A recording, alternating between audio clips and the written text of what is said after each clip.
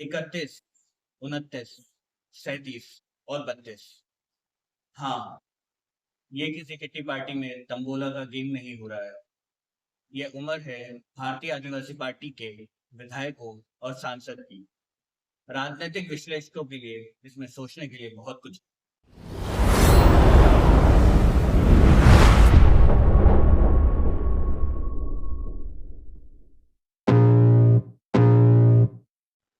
इस मौसम में उदयपुर से कौन जा सकता है? इसीलिए कुछ दिन उदयपुर भ्रमण के बाद आज सवारी निकल पड़ी है सलूम्बर के लिए। This is Offbeat and Personal with Udit. Please like, share, and subscribe the channel. Barmer के रेतीले ध्रुवों से उठी हवाओं में युवा नेतृत्व का शोर तो हम सब ने सुना है, पर वागड़ की धरती पर अरावली पर्वतमाला के बीच में पल रहे इन युवा नेतृत्व के बारे में चर्चा कम ही होती है।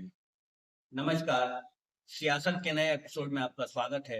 आज बात कर रहे हैं उदयपुर लोकसभा की सलूम्बर विधानसभा की। बीजेपी के अमृतलाल मीणा यहाँ से विधायक थे।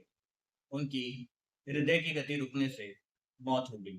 अमृतलाल मीणा आदिवासी समाज के एक मजबूत नेता थे और भारतीय जनता पार्टी में भी अपना एक अच्छा कद रखा। 2004 में राजनीति की सबसे पहली सीढ़ी पर कदम रखकर पंचायत समिति सदस्य बनकर राजनीति में प्रवेश करने वाले अमृतलाल मीणा 2013 तक कई पदों पर रहे। 2013 में भाजपा ने उन्हें टिकट दिया तो जीतकर विधायक बनकर विधानसभा पहुंचे और उसके बाद लगातार 2023 तक विधायक रहे। 2023 का चुनाव भी लड़ा, जीते। सब कुछ सही चल रहा था कि एक दिन खबर आई कि अमृतलाल मीणा का हृदय की गति रुकने से निधन हो गया। यह हम सब लोगों के लिए दुखद था। कमाल की बात तो यह है कि जिस मेवाड़ और वागड़ की धरती पर भारतीय जनता पार्टी का प्रदर्शन थोड़ा कमजोर रहा, के बीच में अमृतलाल मीणा 16,000 मतों से इतनी बड़ी मार्जिन से जीत कर विधानसभा पहुंचे। यह अपने आप में उनकी जनता के बीच में छवि पर मोहर लगाता है। खैर, यही जिंदगी है और मौत अंतिम सत्य। एसटी के लिए रिजर्व यह सीट पर भारतीय आदिवासी पार्टी का प्रभाव बढ़ता ही जा रहा है।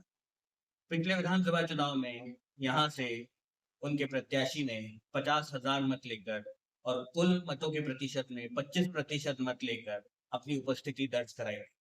भारतीय आदिवासी पार्टी जिस विचारधारा से आती है या जिन मुद्दों पर चुनाव लड़ती है, चाहे वो भील प्रदेश का मुद्दा हो, चाहे वो मूल निवासी का मुद्दा हो, या चाहे आदिवासियों को हिंदुओं से अलग बताने का मुद्दा हो, इन सब मुद्दों के बीच में कुछ तो ऐसा है जो जनता के बीच में उन्हें और पार्टियों से अधिक जुड़ाव दे रहा है। तभी उनके प्रत्याशी आजपुर से एमएलए उमेश मीणा, उम्र 31 साल, बागीडोरा से विधायक जयकिशन पटेल, उम्र 37 साल, धरियावद से विधायक थावरचंद डामोर, उम्र सिर्फ 29 साल और 84 की सीट से विधायक और वर्तमान में सांसद राजकुमार राव, उम्र महज 32 साल। ऐसा नजर आता है कि भारतीय आदिवासी पार्टी के मंचों से जो इस लंबे संघर्ष के नारे दिए जाते हैं, उसके शुरुआत के कदम भारतीय आदिवासी पार्टी ने कुछ ज्यादा ही जल्दी तय कर लिए। भारतीय आदिवासी पार्टी या बाप के लिए इस सीट पर हर समीकरण फिट बैठता है और वो दोनों ही राष्ट्रीय राजनीतिक दलों से 4 नहीं 10 कदम आगे चल रही है, फिर चाहे वो मुद्दा प्रचार का हो या प्रत्याशी चयन को लेकर। एक और बात, जब यहाँ पर युवा सड़कों पर उतरता है तो वो खाली राजनीतिक रैलियों को सफल बनाने के लिए नहीं उतरता है, वो कोई नई इबारत लिखने के लिए उतरता है। अब बात कर लेते हैं कांग्रेस पार्टी की। उदयपुर की बात हो रही है, सलूम्बर की बात हो रही है और बात कांग्रेस की हो रही है, तो बात रघुवीर मीणा की क्यों ना करें? क्योंकि अगर उनकी बात नहीं करेंगे तो शायद बात अधूरी रह जाएगी। चुनाव कैसा भी हो, चुनाव कभी भी हो, चुनाव किसी से भी हो, कांग्रेस ने हमेशा अपने इस नेता की तरफ मुंह किया है और एक सच्चे सिपाही के तौर पर रघुवीर मीणा सबसे आगे खड़े नजर आए, चाहे अपनी पत्नी को चुनाव लड़ाना हो या खुद मैदान में उतरना हो। इस बार भी लगता तो ऐसा ही है, रघुवीर मीणा को ही आगे करेगी। पर अगर बाप के साथ गठबंधन कर कर कांग्रेस मैदान में उतरती है तो हमें एक ऐतिहासिक विजय से गुरेज नहीं होना चाहिए। मार्जिन बहुत बड़ा होगा, बशर्ते उम्मीदवार भारतीय आदिवासी पार्टी से हो। पर हाल में वर्तमान प्रदेश अध्यक्ष कांग्रेस के गोविंद डोटासरा के हाव भाव और लहजे से तो यही लगता है कि कांग्रेस अकेले ही चुनाव लड़ेगी। तो मैं डोटासरा साहब से यही कहना चाहूंगा कि इस सीट पर आपके मोरिये बोल नहीं पाएंगे। अब बात करते हैं भारतीय जनता पार्टी।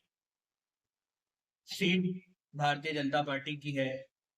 अमृतलाल मीणा भारतीय जनता पार्टी के ही विधायक थे, तो साग भी भारतीय जनता पार्टी की दाव पर। इसीलिए बहुत लंबी फेरिस्त है। जिन मुद्दों को या जिन विषयों को पार पाकर ही फिर से इस सीट का दरवाजा भारतीय जनता पार्टी अपने लिए खोल सकती। आइए एक एक कर उस पर बात करें। सबसे पहले अमृतलाल मीणा के चले जाने के बाद पार्टी में ऐसा कोई भी नेता नजर नहीं आता जो जनता के बीच में स्वच्छ और साफ छवि रखता हो, अमृतलाल मीणा जैसा संपर्क रखता हो। यह चुनाव में अमृतलाल मीणा की कमी भारतीय जनता पार्टी को बहुत खली। साथ ही भारतीय जनता पार्टी में चली आ रही गुटबाजी का भी एक नजारा हाल ही में प्रदेश प्रभारी और प्रदेश अध्यक्ष के मौजूदगी में संपन्न सभा और मीटिंग के अंदर बंद कमरे में क्या हुआ, यह तो वहां मौजूद लोगों को ही पता होगा। पर गलियारों और सड़क पर एक अफवाह बहुत जोरों से चल रही थी कि सिर्फ एक गुट की ही सुनी जा रही है, एक गुट को ही प्राथमिकता दी जा रही है और कार्यकर्ता के बीच में एक गहरा असंतोष देखा जा सकता है।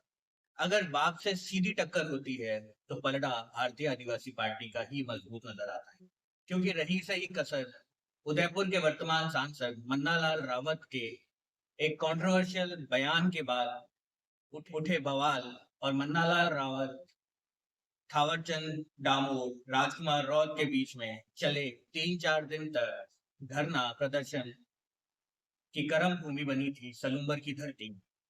उसका असर भी अभी तक लोगों के जहन पर है। जब मैं इस वीडियो की तैयारी कर रहा था तो मैंने 2-4 वीडियो देखे, उसमें एक चीज बार बार रिपीट की गई। क्या पता ये कहा गया या नहीं कहा गया, पर भारतीय आदिवासी पार्टी के आदिवासी और बीजेपी के आदिवासी, यह अगर टुकड़ा किया जाएगा तो इस बिखराव से भाजपा को कोई फायदा तो नहीं। भाजपा अगर ज्यादा सिर्फ डबल में नहीं जाना चाहती तो वो अमृता मीणा के परिवार से किसी को टिकट दे सकती है और सिंपति का वोट तो मिल ही जाएगा। शायद अमृतलाल मीणा को सच्ची श्रद्धांजलि के तौर पर सलूम्बर की जनता एक बार और भारतीय जनता पार्टी को ये सीट जीत कर उनकी झोली में डाल दे। पर क्या कार्यकर्ता एक्टिव मोड पर आकर जिसे टिकट मिलेगी उसके साथ लगेगा, इसमें संशय बरकरार है। मैं भाजपा के कार्यकर्ता को लेकर कभी नेगेटिव इसलिए नहीं होता क्योंकि कार्यकर्ता हमेशा विचार से जुड़ा हुआ है। व्यक्ति तो आते जाते रहते हैं, विचार जिंदा रहना चाहिए।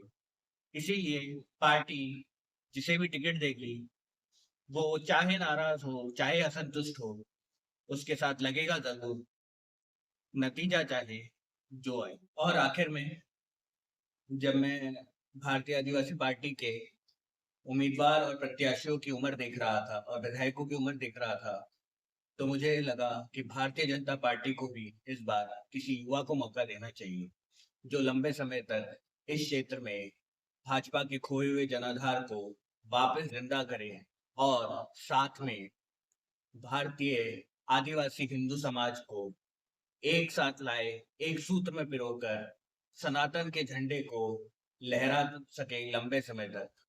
क्योंकि भारतीय आदिवासी पार्टी तो अपने युवा तुर्कों के साथ तैयार है इस क्षेत्र में अपनी विचारधारा के प्रसार के लिए। तो कैसा लगा आपको आज सलूम्बर की सीट का हमारा विश्लेषण?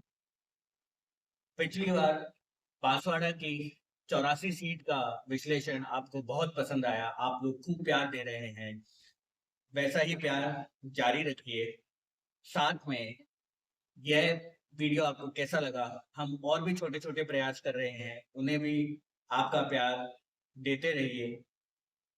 अगर कोई सुझाव है तो उसे कमेंट बॉक्स में कमेंट कर हमें अवगत कराएँ, हमें अच्छा लगेगा।